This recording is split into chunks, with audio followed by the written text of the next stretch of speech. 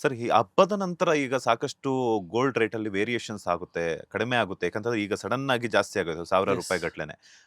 ಯುಗಾದಿ ನಂತರ ಅಥವಾ ಶ್ರೀರಾಮನವಮಿ ನಂತರ ಗೋಲ್ಡ್ ರೇಟಲ್ಲಿ ಇಳಿಕೆ ಆಗುವಂತಹ ಸಂಭವ ಇದೆ ಅನ್ನುವಂಥದ್ದು ಸಾಕಷ್ಟು ಜನರಿಗೆ ಒಂದು ಯಕ್ಷ ಪ್ರಶ್ನೆ ಕಾಡ್ತಾ ಸರ್ ಇದೆ. ಇದು ನಮ್ಮ ದೇಶದಲ್ಲಿರೋ ಬಂಗಾರ ರೇಟ್‌ಗಳು. ಸೊ ನಾವೇನು ಹೇಳ್ತೀವಿ, ಮದುವೆ ಸೀಸನ್ ಬಂತು, ಗೋಲ್ಡ್ ರೇಟ್ ಮೇಲಕ್ಕೆ ಹೋಗ್ಬಿಡ್ತು, ಆಮೇಲೆ ಕಮ್ಮಿ ಆಗೋಯ್ತು. ಐ ಡೋಂಟ್ ಫೀಲ್ ಅದಕ್ಕೂನು ನಮ್ಮ ಗೋಲ್ಡ್ ಇರೋದು ಎಲ್ಲಿ? South Africa and some other ಕಂಟ್ರೀಸಲ್ಲಿ. ಗೋಲ್ಡ್ ಪ್ರೈಸ್‌ನ ಆಪರೇಟ್ ಮಾಡೋದು ಯಾರು? Supply and demand. I agree. ಇವಾಗ ಚೈನಾದವರು ಖರೀದಿ ಮಾಡಕ್ಕೆ ಸ್ಟಾರ್ಟ್ ಮಾಡಿದ್ರು. ಆ್ಯಕ್ಚುಲಿ ಲಾಸ್ಟ್ ನೀವು ನೋಡಿದ್ರೆ ಈವನ್ ಏನದು ಆಷಾಢ ಮಾಸದಲ್ಲೂ ಸಹ ಗೋಲ್ಡ್ ಮೇಲಕ್ಕೆ ಹೋಗಿದೆ. ಹ್ಮ್. ನಮ್ಮ ದೇಶದಲ್ಲಿರೋ ಏನೋ ನಮ್ಮ ಪದ್ಧತಿಗಳಿಗೂ ಗೋಲ್ಡ್ ಪ್ರೈಸ್ ಮೇಲಕ್ಕೆ ಹೋಗುತ್ತೆ, ಕಮ್ಮಿ ಆಗುತ್ತೆ ಅನ್ನೋದಕ್ಕೂ ಅದಕ್ಕೇನು ಡೈರೆಕ್ಟ್ ಕನೆಕ್ಷನ್ ಅಂತೂ ಇಲ್ಲ. ಇವಾಗ ಹಬ್ಬ ಬರ್ತಾ ಇದೆ, ಹಬ್ಬಕ್ಕೆ ಮೇಲಕ್ಕೆ ಹೋಗುತ್ತೆ. Hmm. I don't see any connection. So global ಮಾರ್ಕೆಟ್ಸಲ್ಲಿ ಗೋಲ್ಡ್ಗೆ ಡಿಮ್ಯಾಂಡ್ ಬಂತು ಅಂದ್ಕೊಳ್ಳಿ. ಇವಾಗ ಗೋಲ್ಡನ್ನ ಕನ್ಸಂಪ್ಷನ್ ಮಾಡೋದು ಎಂಟೈರ್ ಗ್ಲೋಬ್ ಏನು ಯುಗಾದಿ ಮಾಡಲ್ಲ ತಾನೆ. ಚೈನಾದಲ್ಲಿ ಏನು ಯುಗಾದಿ ಮಾಡಲ್ಲ. ಚೈನಾದವರು ದೊಡ್ಡ ದೊಡ್ಡ ಸಪ್ಲೈ ಡಿಮ್ಯಾಂಡ್ ಮೇಲೆ ಡಿಪೆಂಡ್ ಆಗುತ್ತೆ ಹೊರತು ಬರೀ ಭಾರತದ ಬೈಯರ್ ಸೆಲ್ಲರ್ಸ್ ಮೇಲಂತೂ ಡಿಪೆಂಡ್ ಆಗಲ್ಲ. So I don't see any connection.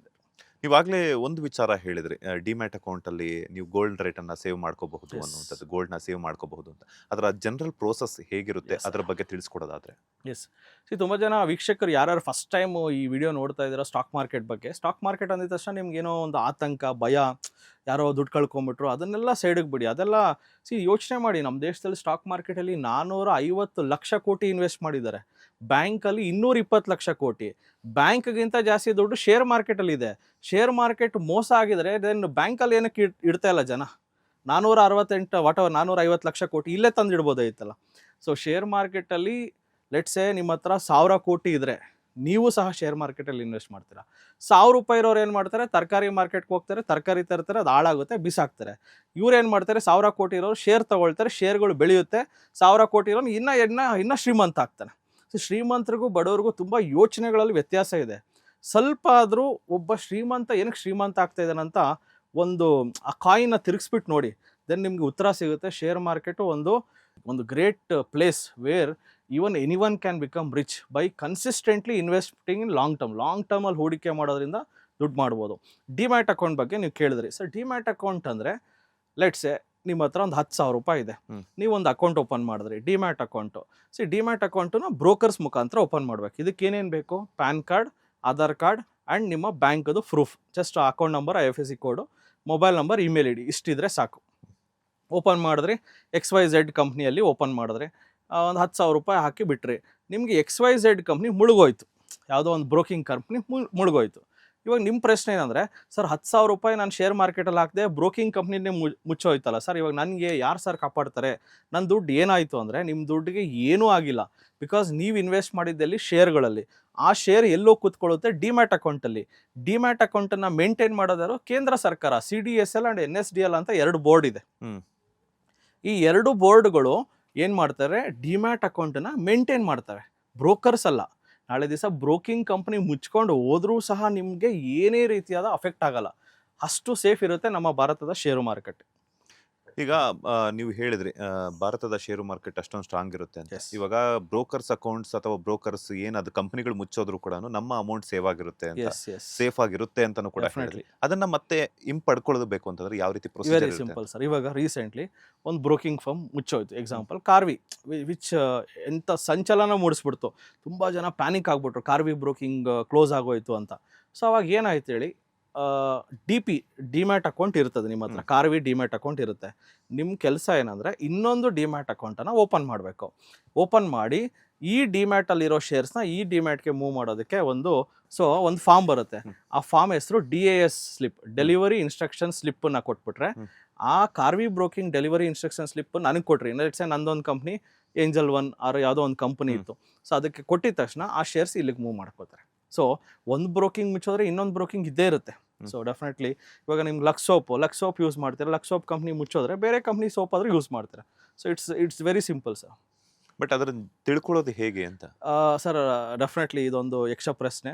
So ಅದನ್ನು ತಿಳ್ಕೋಬೇಕು, ಇದ್ರ ಬಗ್ಗೆ ಮಾಹಿತಿ ಬೇಕು ಅಂದರೆ ನಾವಿದ್ದೀವಿ ಕರ್ನಾಟಕದಲ್ಲಿ 10 ಸ್ಟಾಕ್ ಮಾರ್ಕೆಟ್ ಬ್ರಾಂಚ್ಗಳನ್ನು ನಡೆಸ್ತಾ ಇದ್ದೀವಿ. ಸೊ ನಮ್ಮದು ಬ್ರಾಂಚಸ್ ಅಂತೂ ಎಲ್ಲ ಕಡೆ ಇದೆ. ಬೆಂಗಳೂರಿನಲ್ಲಿ 5 ಕಡೆ ಇದೆ, ಮಂಗಳೂರು, ಹುಬ್ಬಳ್ಳಿ, ದಾವಣಗೆರೆ, ಕಲಬುರಗಿ ಆ್ಯಂಡ್ ಇನ್ನೇನು ಮಂಗಳೂರಲ್ಲೂ ಸಹ ಬ್ರಾಂಚ್ ಓಪನ್ ಆಗ್ತಾ ಇದೆ. ಇಷ್ಟು ಕಡೆ ಬ್ರಾಂಚಸ್ ಇದೆ. ಜೊತೆಗೆ ನಿಯರೆಸ್ಟ್ ಬ್ರೋಕರ್ಸ್ ಇರ್ತಾರೆ, ನಿಯರೆಸ್ಟ್ ಬ್ರೋಕರ್ಸ್ ಹತ್ರ ಹೋಗ್ಬೋದು, ಇಲ್ಲ ಟಿ ಡಿ ಅಕಾಡೆಮಿಗೆ ಬರ್ಬೋದು, ಇಲ್ಲ ಶೇರ್ ಮಾರ್ಕೆಟ್ ಬಗ್ಗೆ ಸ್ವಲ್ಪ ಜ್ಞಾನ ಇರೋರನ್ನ ಕೇಳಿದ್ರು ಸಹ ನಿಮಗೆ ಸಹಾಯ ಮಾಡ್ತಾರೆ. ನಮ್ಮ ಬೆಂಗಳೂರಿನಲ್ಲಿ ಕೆ ಫಿನ್ಟೆಕ್ ಅಂತ ಇದೆ ಬಸವನಗುಡಿ ರೋಡಲ್ಲಿ. ಅಲ್ಲಿ ಹೋದರೆ they are the RTA for most of the ಕಂಪನೀಸ್ಗೆ RTA ಅವ್ರು ಆಗಿರ್ತಾರೆ. ಅಲ್ಲಿ ಹೋದ್ರೂ ಸಹ ಸಹಾಯ ಮಾಡ್ತಾರೆ. ಎಸ್ ಸರ್, ಪ್ರೆಸೆಂಟ್ ನಡೀತಿರುವಂತಹ ಯುದ್ಧದ ಬಗ್ಗೆ ಇನ್ಫಾರ್ಮೇಷನ್ ತಿಳಿಸ್ಕೊಟ್ರಿ. ಹಾಗೆಯೇ ಗೋಲ್ಡ್ ರೇಟಲ್ಲಿ ಏನೆಲ್ಲ ನಡೀತಾ ಇದೆ, ವೇರಿಯೇಷನ್ಸ್ ಬಗ್ಗೆನೂ ಕೂಡ ತಿಳಿಸ್ಕೊಟ್ರಿ. ಹಾಗೆಯೇ ಬಂಗಾರದ ಅಂಗಡಿ ಬೇಡ, ಡಿಮ್ಯಾಟ್ ಅಕೌಂಟಲ್ಲಿ ಇನ್ವೆಸ್ಟ್ಮೆಂಟ್ ಮಾಡಿ ನಿಮ್ಮ ಗೋಲ್ಡನ್ನು, ಆಸ್ತಿಗಳನ್ನು ಬರ್ಕೊಡ್ಬೇಡಿ ಅನ್ನುವಂಥ ವಿಚಾರಗಳನ್ನು ತಿಳಿಸ್ಕೊಟ್ರಿ. ಈಗ ಮೊದಲಿನಿಂದ ಶುರು ಮಾಡ್ತೀನಿ, ಯಾಕೆಂತಂದರೆ ಬಿಗಿನರ್ಸ್ಗೆ ಒಂದಷ್ಟು ಡೌಟ್ ಇರುತ್ತೆ. ಇವಾಗ ನಾನೊಂದು 30,000 ರೂಪಾಯಿ ಸ್ಯಾಲ್ರಿ ತಗೊಳ್ತಾ ಇದ್ದೀನಿ ಅಂತಂದರೆ ನಂದೊಂದು 20,000 ರೂಪಾಯಿ ಕಮಿಟ್ಮೆಂಟ್ ಹೋದರೆ 10,000 ರೂಪಾಯಿ ನನ್ನದು ಸೇವಿಂಗ್. ಸೊ ಬಿಗಿನರ್ಸ್ಗೆ ಶೇರ್ ಮಾರ್ಕೆಟ್ ಯಾವ ರೀತಿ ವರ್ಕ್ ಆಗುತ್ತೆ ಅಂತ? ಬಿಗಿನರ್ಸ್ಗಳಿಗೆ ನಾನು ಹೇಳೋದು, ಬಿಗಿನರ್ಸ್ಗಳಿಗೆ ಡೆಫಿನೆಟ್ಲಿ ನೀವು start with a small investment. Let's say ನೀವು ಹೇಳಿದ್ರೆ 10,000 ರೂಪಾಯಿ ಉಳಿಸ್ಬೋದು ಅಂತ. 10,000 ರೂಪಾಯಲ್ಲಿ ನೀವು 5,000 ರೂಪಾಯಿನ SIP ಮಾಡಿದ್ರು 20 ವರ್ಷ ಮಾಡಿದ್ರೆ ಅದೇ 75 ಲಕ್ಷ ರೂಪಾಯಿ ದುಡ್ಡು ಸಿಗುತ್ತೆ. ಜೊತೆಗೆ ಇನ್ನೊಂದು 5,000 ರೂಪಾಯಿ ಡೈರೆಕ್ಟ್ ಇನ್ವೆಸ್ಟ್ಮೆಂಟು ಮಾಡ್ಬೋದು. ಡೈರೆಕ್ಟ್ ಇನ್ವೆಸ್ಟ್ಮೆಂಟ್ ಮಾಡಬೇಕಂದ್ರೆ ನಾನು ಹೇಳೋದು ಬಿಗಿನರ್ಸ್ಗಳಿಗೆ ETF ಹೂಡಿಕೆ ಬೆಸ್ಟು. ETF ಅಂದ್ರೇನು, exchange traded fund. Example Nifty BeES ಅಂತ ಒಂದು ಎಕ್ಸಾಂಪಲ್ ತೊಗೊಳ್ಳೋಣ.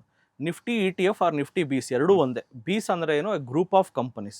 ಇದು 280 ರೂಪಾಯಿ ಕೊಟ್ಟರೆ ನೀವು ಸಿಗುತ್ತೆ. 280 ರೂಪಾಯಿ ಕೊಟ್ಬಿಟ್ರೆ ನಿಮ್ಮ ದುಡ್ಡು 50 ಕಂಪ್ನಿ ಮೇಲೆ ಇನ್ವೆಸ್ಟ್ ಮಾಡ್ತಾರೆ. ಎಷ್ಟು ಚೆನ್ನಾಗಿದೆ ನೋಡಿ. ನೆಕ್ಸ್ಟ್ ಫಾರ್ಮಾ ಬೀಸ್. ಫಾರ್ಮಾ ಬೀಸ್ ಅಂದ್ರೆ ಏನು, ಗ್ರೂಪ್ ಆಫ್ ಫಾರ್ಮಾ ಕಂಪನೀಸ್. 23 ರೂಪಾಯಿ ಕೊಟ್ಟರೆ ನಿಮ್ಮ 23 ರೂಪಾಯಿನ 10 ಫಾರ್ಮಾ ಕಂಪ್ನಿಗಳು, ಮಾತ್ರೆ ಕಂಪ್ನಿಗಳ ಮೇಲೆ ಇನ್ವೆಸ್ಟ್ ಮಾಡ್ತಾರೆ. ನಿಮ್ಗೆ ಗೊತ್ತಿದೆ ನಮ್ಮ ಜನಸಂಖ್ಯೆ 140 ಕೋಟಿ ಇದೆ. ಇಲ್ಲಿ ಮಾತ್ರೆ ತಿನ್ನೋರು ಅದು ಚಾಕ್ಲೇಟ್ ಥರ ತಿಂತವ್ರು ಈ ನಡುವೆ ಅಂತ. ಸೊ ಬೆಳಗ್ಗೆ ಒಂದು ಚಾಕ್ಲೇಟು, ಮಧ್ಯಾಹ್ನ ಒಂದು ಚಾಕ್ಲೇಟ್, ಆ ಥರ ಆಗಿರೋ ಪ್ರಪಂಚದಲ್ಲಿ ಮಾತ್ರೆ ಕಂಪ್ನಿಗಳು ಬೆಳೆಯುತ್ತಾ ಬೆಳೆಯಲ್ವಾ ಅಂತ ನೀವೇ ಕೇಳ್ಕೊಳ್ಳಿ. ನಿಮ್ಮ ಸುತ್ತಮುತ್ತ ಒಂದು ಸ್ವಲ್ಪ ಪ್ರಪಂಚನ ಸ್ವಲ್ಪ ಸುಮ್ಮನೆ ಹಿಂಗೆ ತಿರುಗಿ ನೋಡಿದ್ರೆ ನಿಮ್ಗೆ ಗೊತ್ತಾಗುತ್ತೆ.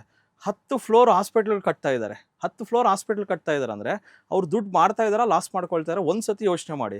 ಅವ್ರು ದುಡ್ಡು ಮಾಡ್ತಾ ಇದ್ದಾರೆ ಅಂದರೆ ನೀವೇನು ಮಾಡ್ಬೋದು, ಹಾಸ್ಪಿಟಲ್ ರಿಲೇಟೆಡ್ ಸ್ಟಾಕ್ಸ್ ಮೇಲೆ ಹೂಡಿಕೆ ಮಾಡ್ಬೋದು. ನಮ್ಮ ದೇಶದಲ್ಲಿರೋ ಹಾಸ್ಪಿಟಲ್ ರಿಲೇಟೆಡ್ ಸ್ಟಾಕ್ಸ್ ಮೇಲೆ 50% ಹೋಲ್ಡಿಂಗ್ FIIs ಇದ್ದಾರೆ, ಫಾರಿನರ್ಸ್ ಇನ್ವೆಸ್ಟ್ ಮಾಡಿದ್ದಾರೆ. ಇನ್ವೆಸ್ಟ್ ಮಾಡಿ ಫಾರಿನರ್ಸ್ಗೆ ನಮ್ಮ ದೇಶದಲ್ಲಿರೋ ಹಾಸ್ಪಿಟ್ಲ್ಗಳ ಮೇಲೆ ಎಷ್ಟು ಭರವಸೆ ಇದೆ ಅಂತ. ಸೊ ಇದೆಲ್ಲ ಸಾವಿರಾರು ಕೋಟಿ ಬಿಸ್ನೆಸ್ಸು. ಸೊ ಇವಾಗ ನನ್ನ ಕೈಲಿ 1000 ಕೋಟಿ ಬಿಸ್ನೆಸ್ ಸ್ಟಾರ್ಟ್ ಮಾಡೋಕ್ಕಾಗಲ್ಲ. ನನ್ನ ಕೈಲಿರೋದೇ 1000 ರೂಪಾಯಿ ಅಂತ ಹೇಳಿ ನಾನು ಸುಮ್ಮನೆ ಕೂತ್ಕೊಂಡ್ರೆ ಆಗಲ್ಲ. ಅದಕ್ಕೆ ಈ 1000 ಕೋಟಿ ಯಾರು 2,000 ಕೋಟಿಗೆ ಹೋಗ್ತಾನೆ ಅವ್ನಿಗೆ ಗೊತ್ತಿದೆ ಗ್ರೋತ್ ಹೆಂಗಾಗೋದಂತ. ಅವ್ರ ಜೊತೆ ನಾವು ಸೇರ್ಕೋಬೇಕಂದ್ರೆ ಶೇರ್ ತೊಗೊಂಡ್ರೆ ಮುಗೀತು.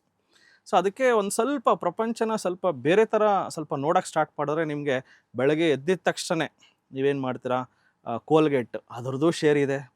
Next Lux soap Hindustan Unilever ಅದ್ರದ್ದು ಶೇರ್ ಇದೆ. ಆ್ಯಂಡ್ ಅದಾದಮೇಲೆ ಕಾಫಿ ಕುಡಿತಾರೆ, ಟಾಟಾ ಕಾಫಿ ಶೇರ್ ಇದೆ, ಮತ್ತು ಟಾಟಾ ಕನ್ಸ್ಯೂಮರ್ ಶೇರ್ ಇದೆ. ಸೊ ಅದಾದಮೇಲೆ ಬೈಕು ಹೀರೋ ಹೊಂಡದು ಶೇರ್ ಇದೆ.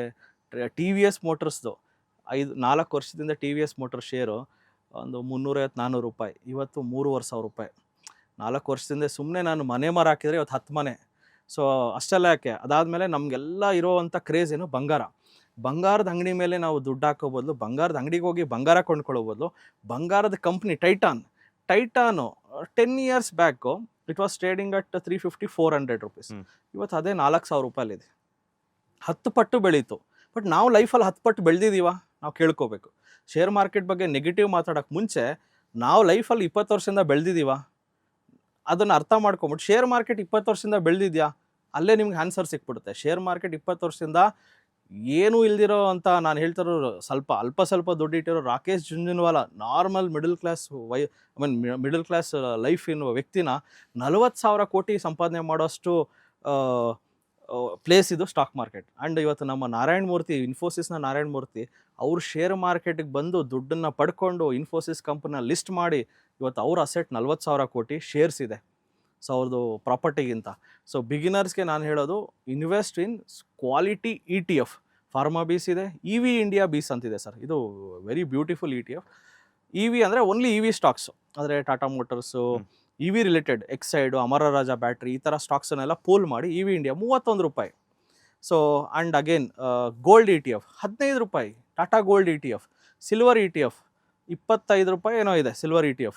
ಸೊ ಈ ಥರ ಸಣ್ಣ ದುಡ್ಡನ್ನು ನೀವು ಹೂಡಿಕೆ ಮಾಡ್ಕೊಂಡು ಹೋದರೆ ಇಟ್ಸ್ ಅ ಗ್ರೇಟ್ ಜರ್ನಿನ ನೀವು ಸ್ಟಾರ್ಟ್ ಮಾಡ್ಬೋದು. ನಿಮಗೆ ಇನ್ನೂ ಸರ್ ನನಗೆ ಅದು ಗೊತ್ತಾಗ್ತಾ ಇಲ್ಲ ಅಂದ್ರೂ ನಮ್ಮದು ಪ್ರತಿ ಭಾನುವಾರ 10 ಗಂಟೆಯಿಂದ 1 ಗಂಟೆಗೆ ಈ 10 ಬ್ರ್ಯಾಂಚಲ್ಲೂ ಸಹ ಫ್ರೀಯಾಗೆ ವರ್ಕ್ಶಾಪನ್ನು ಮಾಡ್ತೀವಿ. ಅಲ್ಲಿಗೆ ಬಂದ್ರೂ ಸಹ ನಿಮ್ಗೆ ಮಾಹಿತಿ ಸಿಗುತ್ತೆ. ಲೇಟೆಸ್ಟ್ ಹಾಗೂ ಇಂಟ್ರೆಸ್ಟಿಂಗ್ ಸುದ್ದಿಗಳಿಗಾಗಿ ಬಾಸ್ ಟಿವಿ ಕನ್ನಡ ಚಾನೆಲ್ನ ಸಬ್ಸ್ಕ್ರೈಬ್ ಮಾಡಿ. ಹಾಗೆಯೇ ಬೆಲ್ ಐಕಾನ್ ಪ್ರೆಸ್ ಮಾಡಿ. ಇದರ ಜೊತೆಗೆ ಫೇಸ್ಬುಕ್, ಇನ್ಸ್ಟಾಗ್ರಾಮ್, ಎಕ್ಸ್ನಲ್ಲೂ ಮಿಸ್ ಮಾಡದೆ ಫಾಲೋ ಮಾಡಿ.